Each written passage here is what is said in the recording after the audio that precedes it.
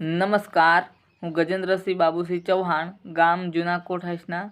સ્વાગત છે આપ સૌનું મારી યુટ્યુબ ચેનલ શબ્દ પ્રભાત ગુજરાતી સાહિત્ય ચેનલ પર.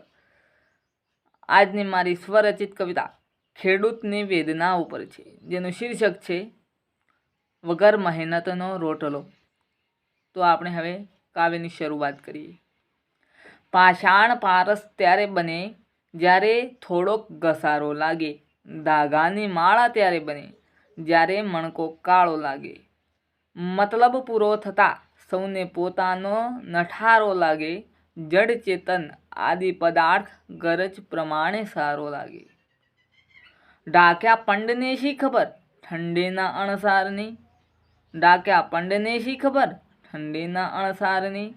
ઉગાડું અંગ ધ્રુજતા ખરેખરો શિયાળો લાગે, પ્રારબ્ધને ભરોસે બેસી વિશ્વ થયું વિચારતું.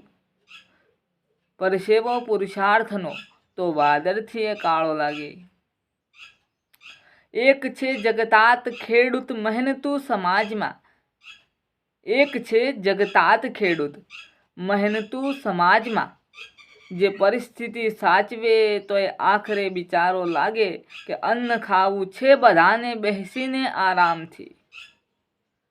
અન્ન ખાવું છે બધાને બેસીને આરામથી. કે વગર મહેનતનો રોટલો સમર્થ આમે સૌને સારો લાગે, આમે સૌને સારો લાગે. અસ્તુ. જય હિન્દ, જય ભારત.